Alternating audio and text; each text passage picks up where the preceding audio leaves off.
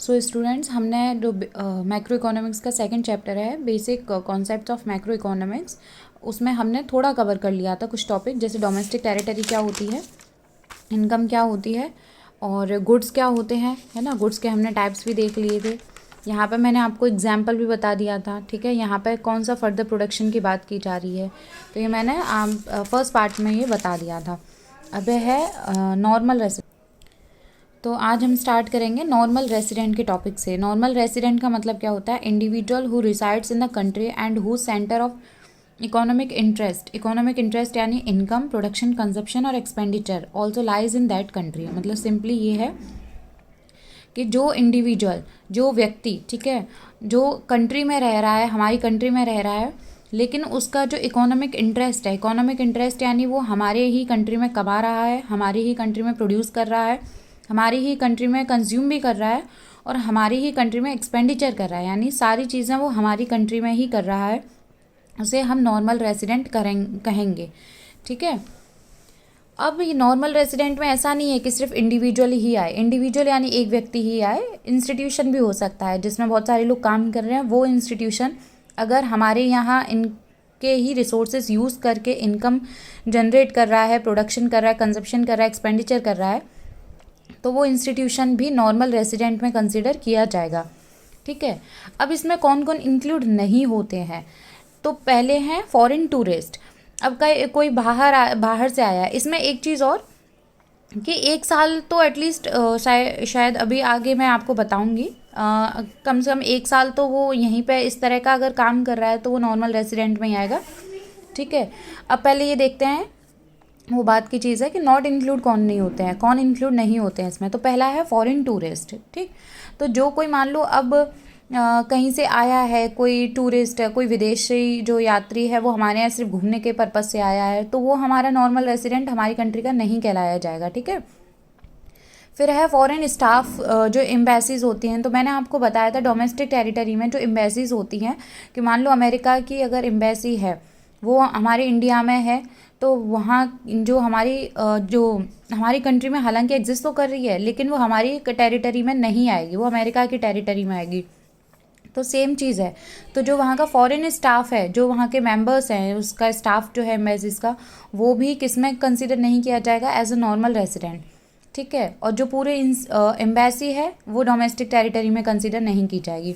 Officials हैं, diplomats हैं, members हैं, ठीक है, आर्म फोर्सेस के, कोई प्रैक्टिस के लिए होता है, मिलिट्री वगैरह प्रैक्टिस करती हैं, है ना, एक दूसरे की मिलिट्री के साथ, एक दूसरे की कंट्री की जो मिलिट्रीज़ होती हैं उनके साथ आर्मी प्रैक्टिस करती है, तो वो ना तो हमारी डोमेस्टिक टेरिटरी में कंसिडर किए जाएंगे, ना ही वो नॉर्मल रेसिडेंट कहलाए जाएंगे, ठीक है। फिर है इंटरनेशनल ऑर्गेनाइजेशन, यानी जो UNOWH। तो मैंने आपको बताया था कि डोमेस्टिक टेरिटरी में कौन नहीं आता, ये मैं दिखा देती हूँ आपको। मैंने आपको बताया था कि डोमेस्टिक टेरिटरी में कौन नहीं आता, जो इंटरनेशनल ऑर्गेनाइजेशंस होती हैं UNOWH, क्योंकि ये वर्ल्ड वाइड लेवल पे काम कर रही हैं, किसी पर्टिकुलर कंट्री के लिए, पर्टिकुलर इंडिविजुअल के लिए काम नहीं कर रही हैं, ठीक है, पर्टिकुलर इंस्टीट्यूशन के लिए। तो जो उनके मेंबर्स हैं वो भी क्यों हमारे नॉर्मल रेसिडेंट कंसीडर किए जाएंगे? वो नहीं किए जाएंगे, ठीक है। तो इंटरनेशनल ऑर्गेनाइजेशन जो है वो भी नॉर्मल रेसिडेंट कंसीडर नहीं की जाएंगी, कहने का मतलब उनका जो स्टाफ है वो कंसीडर नहीं किया जाएगा।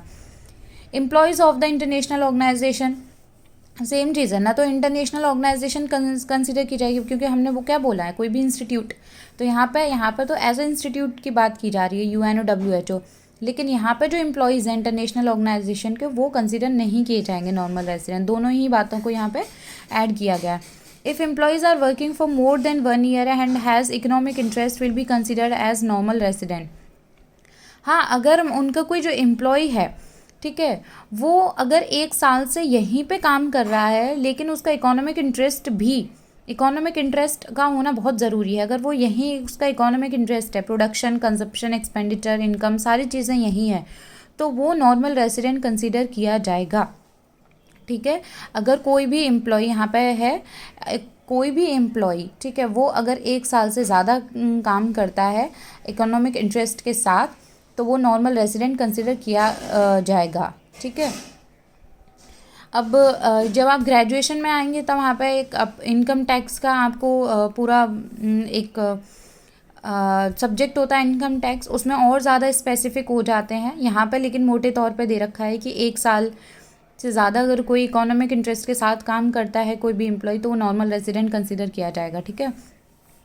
फिर हैं क्रू मेंबर्स होते हैं। क्रू मेंबर्स यानी जो एरोप्लेन वगैरह के साथ में जो लाइक जैसे पायलट हैं या जो मैनेजमेंट के लिए जो रहते हैं, ठीक है, जो ट्रांसपोर्टेशन सिस्टम में जैसे एयर ट्रांसपोर्टेशन सिस्टम है या वाटर ट्रांसपोर्टेशन सिस्टम है, तो उनमें जो कर्मचारी रहते हैं जिन्हें क्रू मेंबर्स बोलते हैं, जो आना जाना अपने स्टाफ के साथ रखते हैं, वो भी इंक्लूड नहीं होंगे नॉर्मल रेसिडेंट में, ठीक है। कमर्शियल जो ट्रैवलर्स होते हैं, मान लो जैसे अंबानी की जब बेटी की शादी हुई या बेटे की शादी हुई तो बहुत सारे लोग आते हैं, तो वो कमर्शियल ट्रैवलर्स हैं कि अपना बिजनेस डील वगैरह बात वगैरह करते हैं और देन वो अपने घर चले जाते हैं, ठीक है, अपने देश चले जाते हैं। तो कमर्शियल ट्रैवलर्स जो होते हैं वो नॉर्मल रेसिडेंट नहीं बनेंगे।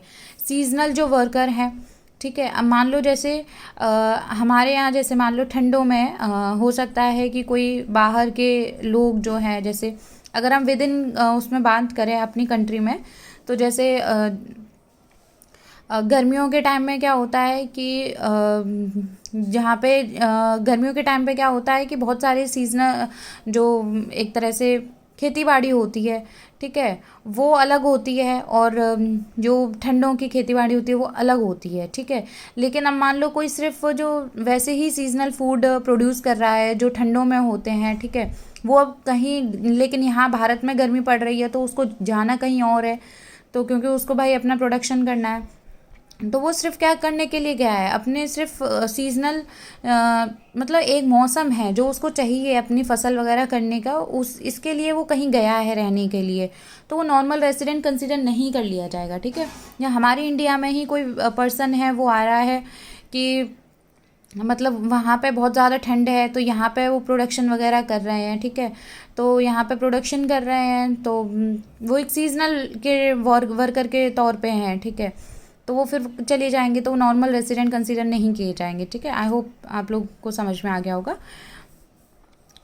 और लेकिन यहाँ पे एक कंडीशन है कि commercial travellers, crew member, seasonal workers अगर वो स्टे करते हैं 1 साल से कम, ठीक। बॉर्डर वर्कर्स जो होते हैं वो live near international borders and cross the border on a regular basis to work in the other country. जो बॉर्डर वर्कर्स होते हैं ना, जैसे मान लो इंडिया और पाकिस्तान का बॉर्डर है, ठीक है, अब मान लो वहाँ पे कभी कभी प्रैक्टिस चलती है आपस में, आप लोगों ने देखे भी होंगे वीडियोस कि हमारी तरफ से एक आर्मी पर्सन होगा, उनकी तरफ से होंगे, and they do some kind of formalities, ठीक है, जिससे कि ये चीज़ पता रहती है कि हाँ कोई भी आप ट्रेजिडी यानी या कोई भी आप रूल्स एंड रेगुलेशंस को इग्नोर करके कोई भी आप इस तरह का एक्टिविटी नहीं करेंगे, तो वो एक फॉर्मेलिटीज़ के लिए हो रहा है। तो वहाँ पर जो बॉर्डर वर्कर्स होते हैं अगर वो इस तरह की प्रैक्टिस करते हैं तो नॉर्मल रेसिडेंट नहीं कहलाए जाएंगे वो, ठीक है। फिर है कंजप्शन गुड्स और कैपिटल गुड्स में क्या अंतर होता है। तो कंजप्शन गुड्स, देखो कंज्यूम का मतलब ही क्या होता है कि आप उसको इनटेक कर रहे हो, आप उसको यूज़ कर रहे हो, ठीक है। तो कंजप्शन गुड्स होते हैं refer to those goods which satisfy the wants of the consumers directly. जो कंज्यूमर की नीड को, कंज्यूमर की वांट को, यानी जो वो चाह रहा है उसको कंप्लीट करते हैं, उसको फुलफिल करते हैं, उसको सेटिस्फाई करते हैं कंज्यूमर को डायरेक्टली, ठीक है। जैसे शर्ट है, पेन है, ये सारी चीज़ें तो कंजप्शन गुड्स हो जाएंगे, ठीक। अब मैंने बताया था आपको कि कंजप्शन गुड्स जो होते हैं वो कई तरह के होते हैं, यहाँ पर मैंने आपको बताया था, है ना। तो durable, semi durable, non durable होते हैं और लास्ट में आती हैं सर्विसेज, ठीक है। तो ड्यूरेबल मैंने आपको बता दिया था कि जिन्हें आप यूज़ कर सकते हैं काफ़ी टाइम पीरियड तक। सेमी ड्यूरेबल थोड़ा सा कम टाइम पीरियड होता है, मैंने एग्जांपल भी लिखे हैं, जैसे क्लोथ्स है, क्रॉकरी है, शूज़ हैं, ठीक है। नॉन ड्यूरेबल जो होते हैं वो सिंगल एक्ट ऑफ कंजप्शन से ही हो जाते हैं, नॉन ड्यूरेबल, ठीक है। Can not be use more than once, है ना, इस तरह से जो नॉन ड्यूरेबल होते हैं। सर्विसेज क्या है कि आपने, ठीक है, मैंने आपको कोई चीज़ पढ़ा दी, अब तुरंत वो हो गया काम, ठीक है, तो वो सर्विस है, अब आप इसको रख नहीं सकते हो, ठीक है। तो ये सर्विसेज, ये कंजप्शन गुड्स होते हैं। अब कैपिटल गुड्स कौन से होते हैं।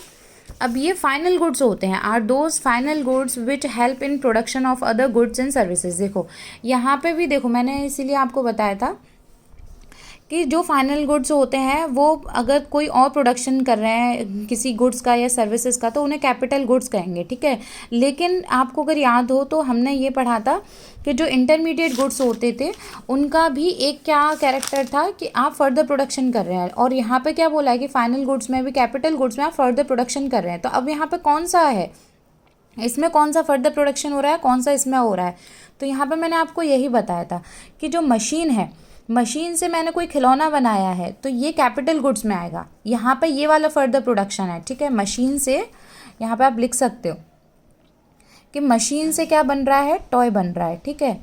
तो यहाँ पे जो मशीन है वो टॉय के अंदर मिल नहीं गई है, लेकिन यहाँ पे कौन सा फर्दर प्रोडक्शन की बात की जा रही है कि वीट से क्या बन रहा है, फ्लोर बन रहा है, आटा, ठीक है। तो अब जो गेहूं है वो पिस गया, वो किस में आ गया, आटे में आ गया वो, ठीक है। तो यहाँ फर्दर प्रोडक्शन ऐसा है, ठीक है। दूध है, दूध से दही बन गई, तो ये फर्दर प्रोडक्शन है, ठीक है। तो यही चीज़ मैंने बताई है यहाँ आपको कि गुड्स एंड सर्विसेज से फर्दर प्रोडक्शन है। तो यहाँ पे कौन से प्रोडक्शन की बात की जा रही है, मशीन से टॉय, मशीन से टॉय, ठीक है। प्लांट एंड मशीनरी इक्विपमेंट्स, ये सारी चीज़ें। They do not lose the identity in the production process, they do not get merge in the process of production. अब आपको समझ में आ गया होगा reason for why these goods are final not intermediate. तो यहाँ पे ये एक रीज़न मैंने जो भी बताया आपको, यही वो चीज़ लिखी हुई है। Use in the future for productive purpose and have an expected life time of several years. यहाँ पे काफ़ी टाइम के लिए आप उन्हें यूज़ कर सकते हो, ठीक है। वहाँ पे क्या था, आपने गेहूँ है वो आटे में पिस चुका है, ठीक है। गेहूँ पिसा है जब भी आटा बना है। तो कैपिटल गुड्स में क्या है, ऐसा नहीं है। कैपिटल गुड्स में बहुत टाइम तक आप उस मशीन को, इक्विपमेंट्स को यूज़ कर सकते हो। हाँ, लेकिन यह है कि रिपेयर और रिप्लेसमेंट, मेंटेनेंस उसका चाहिए रहता है। लेकिन इनका क्या है, डेप्रिसिएशन होता है, इनकी वैल्यू टाइम पीरियड के अकॉर्डिंग कम होती रहती है। ड्राइव्ड डिमांड होती है, ठीक है। ड्राइव्ड डिमांड का मतलब क्या होता है, एक किसी की आपने डिमांड किया, उससे दूसरे की डिमांड हो जाना। जैसे कि मैंने कार की डिमांड की, और अगर मैंने कार खरीद ली है तो मुझे बिना पेट्रोल और डीजल के मैं नहीं चला सकती, बिना फ्यूल के। तो वो अब क्या है, उस कार की डिमांड से एक पेट्रोल की, फ्यूल की भी डिमांड बढ़ गई।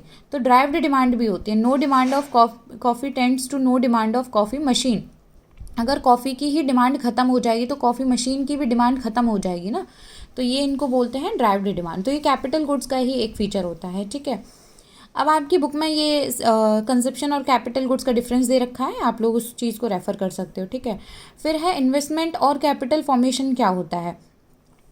Refers to addition to the capital stock of an economy, building construction, addition to inventories of goods, purchase of machinery. Investment बोल दो या कैपिटल फॉर्मेशन, कोई भी आप शब्द का इस्तेमाल कर सकते हो।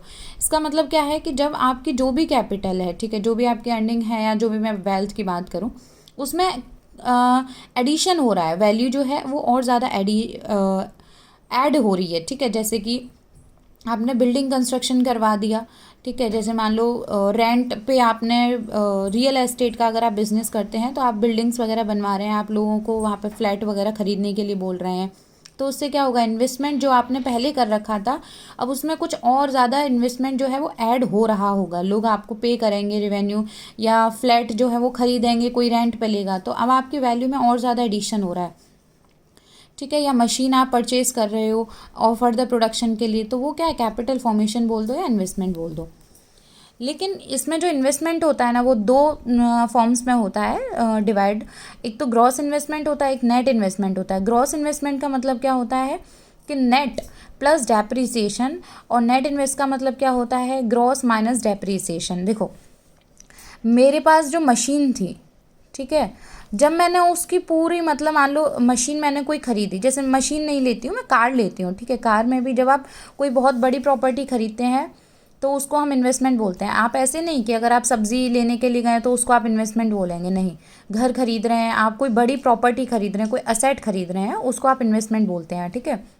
उसमें जो पैसा खर्च करते, तो आपने कोई कार खरीदी, लेकिन कार आपने सिर्फ, मान लो कार की वैल्यू है 12 लाख की, लेकिन अब आप इसमें क्या करेंगे, कुछ एडिशनल खर्चा भी होगा। जब तक वो घर पे आएगी, रेडी टू यूज़ होगी, आप उसमें कुछ ना कुछ खर्चा करेंगे ही। पेट्रोल का है, डीजल का है, फॉर्मेलिटीज़ का है। तो जो ओवरऑल वैल्यू होगी कार की, वो होगा ग्रॉस इन्वेस्टमेंट, ओवरऑल वैल्यू होगी, ठीक है।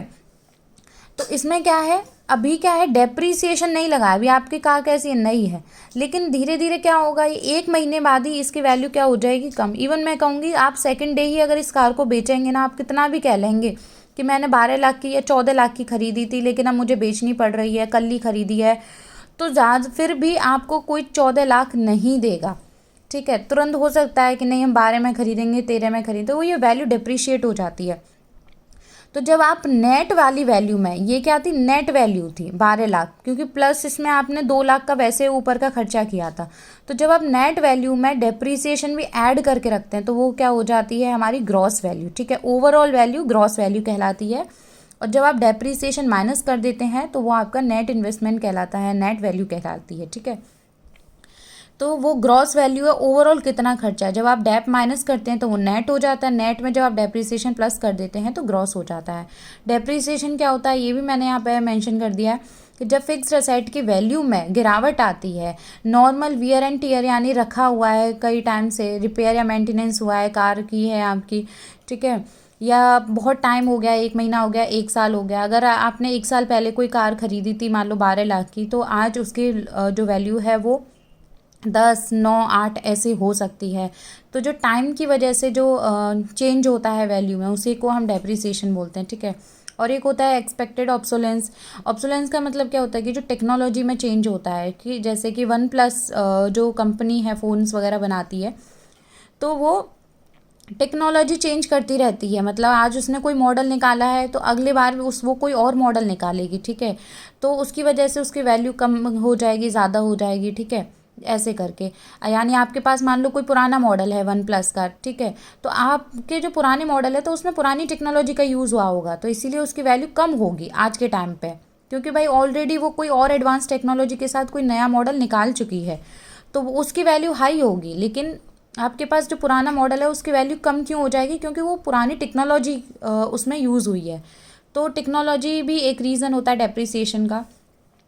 और इसको हम कई नाम से भी बोलते हैं, consumption of fixed capital, replacement cost of fixed capital, capital consumption of current replacement cost, आप जैसे चाहें इसको, ये सिनोनियम्स हैं एक तरह से, ठीक है। ये मैंने यहाँ पे लिख दिया है एक्सपेक्टेड ऑब्सोलेंस क्या होता है, ठीक है। और हाँ, एक्सपेक्टेड ऑब्सोलेंस का मैंने लिख दिया है कि कंपनी वगैरह इसके लिए एक प्रोविज़न बनाती हैं डेप्रिसिएशन का, आप लोग अकाउंट्स में पढ़ेंगे ये सारी चीज़ें, इसका प्रोविज़न बनाती हैं, ठीक है। अनएक्सपेक्टेड ये जो ऑब्सोलेंस है ये 2 तरह का होता है, एक तो एक्सपेक्टेड होता है, एक अनएक्सपेक्टेड होता है। एक्सपेक्टेड आपको पता है कि मैंने आज फ़ोन ख़रीदा है तो कल इसकी वैल्यू डाउन हो जाएगी, ठीक है। अनएक्सपेक्टेड क्या है कि मैं फ़ोन लेकर आई और मुझे नहीं पता था कि आज ही ये चोरी भी हो जाएगा, ठीक है, तो अब वैल्यू चली गई, पूरी ख़त्म, ठीक है, तो वो अनएक्सपेक्टेड हो जाता है। और डेप्रिसिएशन और कैपिटल लॉस का सेम मैंने आपको हालांकि बता दिया है। कैपिटल लॉस क्या होता है, आपका बहुत बड़े लेवल पे खर्चा हो जाना, ठीक है। डेप्रिसिएशन होता है कि नॉर्मल लेवल पे धीरे धीरे वैल्यू जो डिक्रीज़ हो रही है on the basis of on the passage of time, ठीक है। कैपिटल लॉस क्या है, एकदम से आप मान लो आग लग जाना, पूरी मशीन्स वगैरह सब जल गई, तो वो कैपिटल लॉस, बड़ा खर्चा हो जाता है। तो आप इसके लिए बुक को रेफ़र कर सकते हैं, ठीक है। फिर है अभी ये आई थिंक थोड़ा लॉन्ग वीडियो हो रही है, तो अब आपका ये 2 टॉपिक रह गए, नेट इनडायरेक्ट टैक्स और net factor income from abroad. ये मैं आपको नेक्स्ट पार्ट में बता दूंगी, जब तक आप इनको कंप्लीट कर लीजिएगा, ठीक है। और बुक से ये पक्के से पढ़ लीजिएगा ये, और अच्छे से, जितना अच्छे से समझेंगे आप, सेकंड जो थर्ड चैप्टर है वो पूरा इम्प्लीमेंट होंगे ये सारे, उसमें कॉन्सेप्ट जितने भी आप यहाँ पढ़ रहे हैं सारे कॉन्सेप्ट्स वहाँ इम्प्लीमेंट होंगे on the basis of practical numericals, ठीक है। तो अच्छे से कर लीजिएगा, देख लीजिएगा।